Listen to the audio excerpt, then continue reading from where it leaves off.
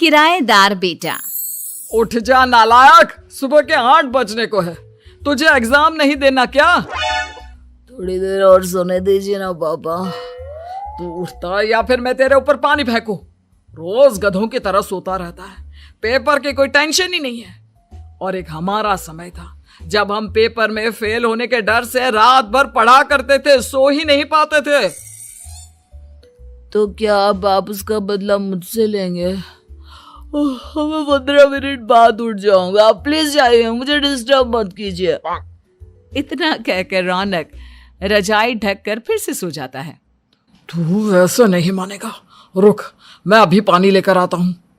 बस फिर क्या था, इतना कहकर वो भागते हुए बाथरूम में जाते हैं और पानी की एक बड़ी सी बाल्टी लाकर रौनक के ऊपर फेंक देते हैं। पानी पड़ते ही रौनक झट से उठ जाता है। ये आपने क्या किया पापा? अब तो उठेगा नहीं तो यही करना पड़ेगा ना। वैसे थैंक्स डैड, आपके कारण ना अब मुझे नहाने की भी जरूरत नहीं पड़ेगी। चलिए अब आप माँ से बोलकर मेरे कपड़े निकलवा दीजिए, तब तक मैं ब्रश कर लेता हूँ। वैसे कल ना आप एक काम और करना, नहलाने के साथ साथ मुझे ब्रश भी करवा देना। ये ब्रश करने में ना मुझे बहुत आलस आता है। रौनक की बातों से अरविंद का मुंह खुला का खुला रह जाता है। वो अपनी पत्नी कमला के पास जाता है और रौनक की हरकतों के बारे में बताता है, जिसे सुन उसकी पत्नी हंसने लगती है। तुम अपने बेटे को समझाने के बजाय हंस रही हो। रौनक बच्चा है, धीरे धीरे सुधर जाएगा, आप क्यों उसके पीछे पड़े रहते हो? अभी नहीं सुधरेगा तो कब सुधरेगा? 10वीं क्लास में है रौनक, वो अब कोई बच्चा नहीं रहा। अरविंद की इतना बोलते ही वहां रौनक भी आ जाता है। क्या डैड, मैंने आपको एक काम दिया था, वो भी नहीं हुआ आपसे। अरे क्या हुआ बेटा? माँ, मैंने डैड से बोला था कि वो आपको बोलकर मेरे स्कूल की यूनिफॉर्म निकाल दे, लेकिन मेरे पीछे पड़ने के अलावा इनसे एक काम ढंग से नहीं होता। देख रही हो कमला, देख रही हो अपने लाडले को? अरे आप चुप रहिए जी। चलो बेटा, मैं तुम्हें कपड़े निकाल कर दे देती हूँ। बस ऐसे ही साल पर साल बीतते जाते हैं, लेकिन रौनक के रवैये में कोई बदलाव नहीं आता। वो पहले से भी ज्यादा आलसी और पूरी तरह अपने माता पिता पर निर्भर हो जाता है। 2 साल बाद पता नहीं कहाँ गायब रहता है पूरे दिन, अब तक तो आ जाना चाहिए था। अरे आप इतनी फिक्र क्यों कर रहे हैं उसकी? दोस्तों के साथ खेल रहा होगा, आ जाएगा अभी। ये कोई टाइम है खेलने का? 10 बजने वाले हैं, इतनी रात में कौन खेलता है? कमला कुछ कहती उससे पहले ही रौनक वहां आ जाता है। मम्मी जल्दी से खाना लगा दो, बहुत भूख लग रही है। तुम्हें तब तक खाना नहीं मिलेगा जब तक तुम बता नहीं देते कि इतनी रात गए कहां से आ रहे हो। ओ प्लीज डैड, अब आप एसी पे प्रद्युमन बनकर मेरे सर पर बंदूक लेकर मत बैठ जाना। अपनी फालतू की बकवास बंद कर और बता कहां से आ रहा है। माँ अब समझाइए ना डैड को। बता देना बेटा, इनको भी तसल्ली हो जाएगी।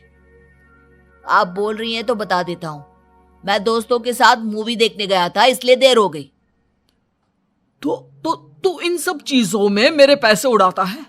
कभी 1 रुपया कमाने के बारे में सोचा है तूने?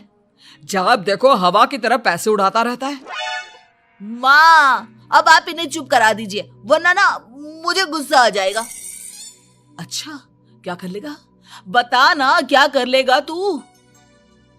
वैसे बात तो ठीक ही है, मैं कर ही क्या सकता हूँ, पैसे तो फिर भी मैं आपसे ही मांगूंगा ना। चलिए अब ये सब बात छोड़िए और मम्मी मेरे लिए खाना लगा दीजिए। अभी लगा देती हूँ बेटा। मैं बता रहा हूँ कमला, एक दिन ये ऐसे ही बिगड़ जाएगा। ओफो, आप क्यों इतना पीछे पड़े रहते हो मेरे बच्चे के? बात की बाद में देखेंगे, अभी आप शांति से उसे खाना खाने देंगे। अगले दिन डैडी मुझे 10,000 रुपए चाहिए। हाँ? अब इतने पैसे क्यों चाहिए तुझे? डैड आप बिना सवाल किए कभी पैसे नहीं दे सकते क्या? जब तक तू बताएगा नहीं तुझे पैसे भी नहीं मिलेंगे। अरे अब आप अपने बेटे को पैसे भी नहीं दे सकते?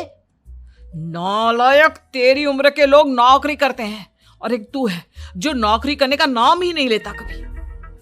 आप लोगों के होते हुए भला मैं नौकरी क्यों करूं? अरे हम कब तक पैसे देंगे तुझे? तुझे भी तो अपने पैरों पर खड़ा होना होगा ना। कौन सा उधार के पैरों पर खड़ा हूं? अपने ही तो पैरों पर खड़ा हूं मैं। इसी तरह रौनक दिन प्रतिदिन लापरवाह होता जाता है। उसकी लापरवाही को देखते हुए अरविंद और कमला अपने बेटे की शादी कराने का फैसला लेते हैं और 1 महीने के अंदर अंदर ही रौनक की शादी मेघा नाम की लड़की से करा देते हैं। शादी के कुछ दिन बाद, रौनक मुझे एक अच्छी सी साड़ी चाहिए, आप ला दोगे ना? हाँ, क्यों नहीं। कितने तक की आती है साड़ी? यही करीब 5,000 तक की। तुम चिंता मत करो, मैं आज ही डैडी से पैसे मांगकर तुम्हारे लिए साड़ी ले आऊंगा। आप कब तक ऐसे ही अपने पापा से पैसे मांगते रहेंगे? कोई अच्छी सी नौकरी क्यों नहीं कर लेते आप? अरे डैड के होते हुए मुझे नौकरी करने की जरूरत ही क्या है? पर आप ऐसे कब तक उनसे पैसे मांगते रहेंगे? कुछ आपको अपने दम पर भी तो करना होगा ना। अब तुम भी बाकी लोगों की तरह मुझे ज्ञान देना शुरू मत कर देना। साड़ी चाहिए ना तुम्हें, मिल जाएगी बस। इतना कहकर रौनक अपने पिता से पैसे मांगने चला जाता है। डैडी, मुझे 5,000 रुपया चाहिए। अब 5,000 क्यों चाहिए तुझे? वो मेघा को साड़ी चाहिए थी। अरविंद आगे बिना कुछ कहे चुपचाप उसे पैसे निकाल कर दे देता है। कुछ दिन बाद, तुम्हें नहीं लगता कमला, रौनक हम पर पहले से भी ज्यादा डिपेंड हो गया है? मुझे तो अब उसके भविष्य की चिंता होने लगी है। कल को हमें कुछ हो गया तो वो क्या करेगा? काश तुमने पहले ये सोच लिया होता तो आज हमारा बेटा इतना लापरवाह नहीं होता। तब मुझे कहाँ पता था कि मेरा लाड़ प्यार उसे इतना बिगाड़ देगा कि वो इस हद तक लापरवाह बन जाएगा। कोई बात नहीं, अभी भी देर नहीं हुई। मुझे पता है उसे कैसे सुधारा जा सकता है। कैसे? अरविंद कुछ कहता उससे पहले रौनक वहां आ जाता है और पैसों के लिए हाथ फैलाने लगता है। डैड, मैं और मेघा बाहर घूमने जाना चाहते हैं। अरे वाह, ये आज सूरज कहाँ से निकला है? Dad please. अच्छा चलो अब मुद्दे की बात करो। मुझे अब 25,000 चाहिए। अब तुम्हें 1 रुपया भी नहीं मिलने वाला। अगर तुम्हें पैसों की इतनी ही जरूरत है तो कोई ढंग की नौकरी कर लो। मम्मी, आप कुछ कहिए ना डैड को। बेटा, वो गलत क्या बोल रहे हैं? ये सब हम तेरे भले के लिए ही तो कर रहे हैं। मम्मा, मैंने बताया ना आपको, मुझे नहीं करनी कोई जॉब वॉब। तो ठीक है, निकल जाओ हमारे घर से। तुम्हारे जैसे लोगों के लिए मैंने ये घर खड़ा नहीं किया है। जितना ये घर आपका है ना, उतना ही मेरा भी है। मैं कहीं नहीं जाने वाला। जाना तो पड़ेगा ही तुझे, क्योंकि अब मैं तेरा कोई भी खर्चा नहीं उठाने वाला। ठीक है, मत उठाइए मेरा खर्चा, मैं अपने दम पर भी जी सकता हूँ। तो बेशर्मों की तरह अब तक यहाँ क्यों खड़ा है? अपना सामान ले और निकल जाए यहाँ से। रौनक पैर पटकते हुए वहां से चला जाता है। घर से निकालना जरूरी है क्या उसे? बिना पैसों के कौन रखेगा उसे किराए पर? अगर उसका भविष्य सुधारना है तो हमें अपने दिल पर पत्थर रखकर ये कदम उठाना ही होगा। दोनों बात कर रहे होते हैं कि रौनक अपनी पत्नी के साथ एक बड़ा सा बैग लेकर घर से निकल जाता है, लेकिन घर से बाहर उसे कोई भी मुफ्त में अपने घर किराए पर नहीं रखता।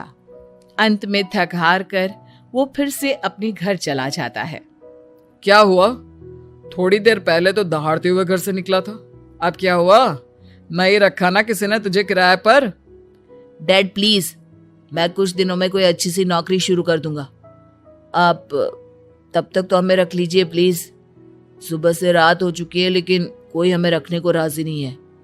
अब आप ही बताइए, इतनी रात को मैं मेघा को लेकर कहाँ जाऊंगा? ठीक है ठीक है, बहू की वजह से मैं तुझे घर पर रख रहा हूँ, लेकिन तू इस घर में एक बेटे की नहीं बल्कि एक किराएदार की हैसियत से रहेगा। 3 महीने है तेरे पास। इन 3 महीनों के अंदर अंदर मुझे तेरी पहली तनख्वाह हाथ में चाहिए, समझ गया? पक्का डैड, इन 3 महीनों के अंदर अंदर तो कोई बढ़िया सी नौकरी ढूंढ ही लूंगा मैं। ऐसे ही धीरे धीरे समय बीतने लगता है और अरविंद के दिए 3 महीनों में से 2 महीने बीत चुके होते हैं। पापा जी ने हमें 3 महीने दिए थे, जिसमें से 2 महीने तो बीत चुके हैं। अब ये आखिरी महीना बचा है। अरे तुम चिंता मत करो, आज मेरा ना 2 जगह इंटरव्यू है, दोनों में से कहीं ना कहीं तो जॉब लग ही जाएगी। अच्छा, all the best. Raunak interview के लिए निकल जाता है, जिसके बाद शाम में रौनक घर आता है। कैसा गया इंटरव्यू? आपकी नौकरी लगी या नहीं? अरे पहले सांस तो ले लेने दो अच्छे से। बताइए ना, मुझसे तो जरा भी इंतजार नहीं हो रहा है। वो दरअसल बात यह है कि मेरी नौकरी तो लग चुकी है, लेकिन पैसे बहुत कम है। कितने पैसे हैं? 15,000। इतने में अरविंद और कमला मिठाई का डिब्बा लेकर आ जाते हैं। बधाई हो बेटा। हम जानते थे तेरी जॉब जरूर लगेगी। लेकिन मेरी सैलरी बहुत कम है मम्मा। कम है तो क्या हुआ, धीरे धीरे बढ़ जाएगी। हाँ बेटा, हम तो बस चाहते थे कि तू अपने पैरों पर खड़ा हो जाए। मतलब अब आप मुझे घर से नहीं निकालेंगे? नहीं, ये सब हमने तुझे जिम्मेदार इंसान बनाने के लिए किया था। Thank you mummy papa. अगर आप दोनों ऐसा नहीं करते तो मुझे कभी अपनी जिम्मेदारियों का एहसास तक नहीं होता। आज आपने मुझे सिखा दिया कि इंसान का अपने पैरों पर खड़ा होना भी जरूरी होता है। इतना कहकर रौनक झट से अपने माता पिता के गले लग जाता है और अपनी कमाई की पहली तनख्वाह वो अपने माता पिता के हाथ में सौंपता है। इस तरह रौनक एक गैर जिम्मेदार व्यक्ति से एक जिम्मेदार व्यक्ति बन जाता है।